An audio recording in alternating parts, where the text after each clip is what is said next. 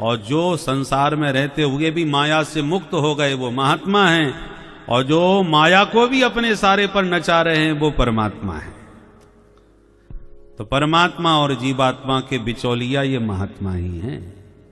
इसलिए मां, महात्माओं से जुड़ो, संतों का संग करो। बोले बेटा आजकल महात्माओं की लीला बड़ी विचित्र चल रही है, कितने तो जेल में पड़े, नए नए किस्से सुनने को मिल रहे हैं, तो बड़ा डर लगता है कि किससे जोड़ें किससे न जोड़ें, कौन असली कौन फर्जी कैसे पता चले।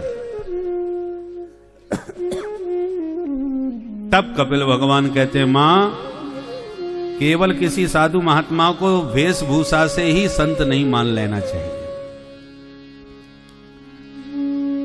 किसी ने भी खाकी वर्दी देख ली तो आप दरोगा मान बैठेंगे, पुलिस वाला समझ बैठेंगे क्या? हर खाकी वर्दी वाला पुलिस वाला भी नहीं होता। कभी कभी डकैत भी पुलिस की वर्दी में आ जाते हैं, चोर बदमाश भी, लुटेरे भी आ जाते हैं। तो आपको इस विषय में सावधानी रखनी चाहिए, पूरी जानकारी लेनी चाहिए।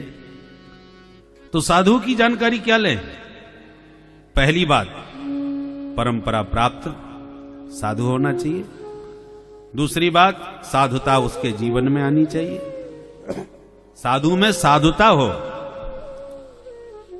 साधु बनना बहुत सरल है, पर साधु होना बहुत कठिन है। साधु हो गया।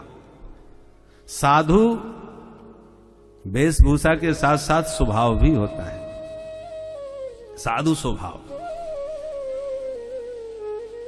साधु स्वभाव गहंगो, साधु का स्वभाव होता है, उसी का नाम है साधुता। एक गृहस्थ व्यक्ति भी साधु स्वभाव का हो सकता है। तो साधु का लक्षण क्या है? तब 5 लक्षण कपिल भगवान बता रहे हैं, बहुत ध्यान से सुनिए।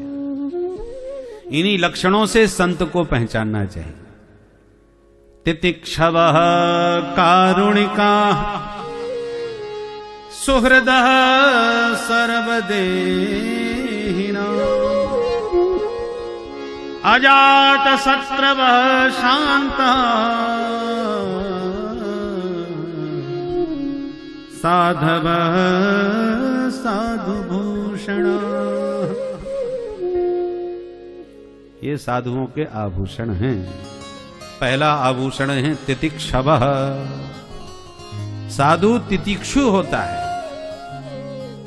तितिक्षु का मतलब द्वंद्वों को सहन करना, द्वंद्वों में समान रहना।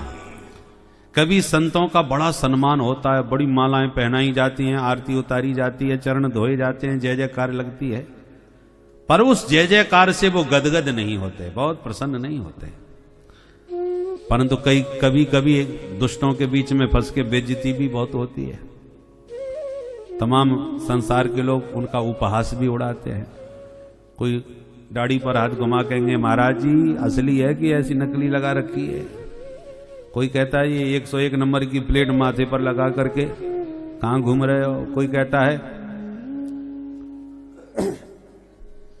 बेईमानी की यही निशानी। इस प्रकार के लोग बनाते हैं और महात्माओं का मजाक भी खूब उड़ाते हैं। परंतु बूंद अगाध सहई गिर कैसे, खल के वचन संत सह जैसे। बरसात की तीव्र धारा को जैसे पर्वत सहन करते हैं, ऐसे ही दुष्टों की उस पैनी कर्कश वाणी को संत मुस्कुरा करके सहन कर लेते हैं। पर याद रखिए, ये कड़वे वचन वही सहन कर सकता है जो माला आदि से प्रभावित ना होता हो। यदि माला पहनने में आपको बहुत आनंद आ रहा है और गदगद हो रहे हैं, तो कड़वे वचन भी आपसे सहन नहीं होंगे।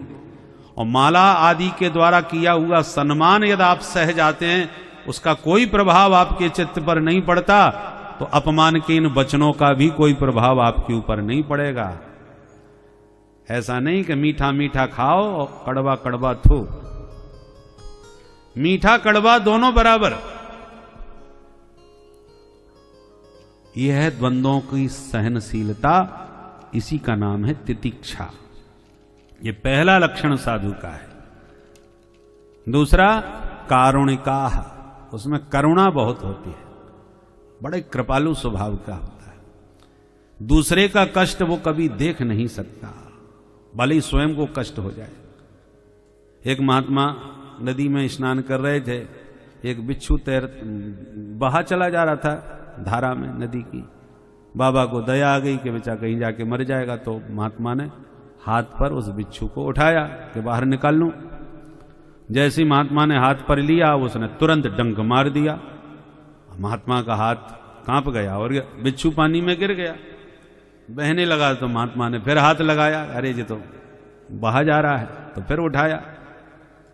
उसने फिर डंक मारा तो फिर हाथ से गिर गया। एक सज्जन खड़े देख रहे थे, बोले बाबा ये बार बार तुम्हें काट रहा है, डंक मार रहा है, तो मरने दो, छोड़ो, तुम क्यों बार बार उसे बाहर निकालने की कोशिश कर रहे हो। महात्मा बोले भैया काटना इसका स्वभाव है और बचाना मेरा स्वभाव है। कि अब ये अपना स्वभाव नहीं छोड़ रहा तो मैं अपना स्वभाव कैसे त्याग दूं। साधु अपना स्वभाव नहीं छोड़ सकता, दुष्ट अपनी दुष्टता नहीं छोड़ सकता। इतनी करुणा उसमें होती है कि वो दूसरे का कष्ट बर्दाश्त नहीं करता, भले ही स्वयं कितना कष्ट उठा ले। क्योंकि सुहृदः सर्वदेहिनाम, प्रत्येक देहधारी प्राणी मात्र को वो अपना सुहृद मानता है, अपना बांधव मानता है कि सब मेरे ही तो हैं। इसलिए अजात शत्रवः, वो अजात शत्रु होता है। स्वप्न में भी कभी किसी के अहित की सोचना भी उसके लिए संभव नहीं है।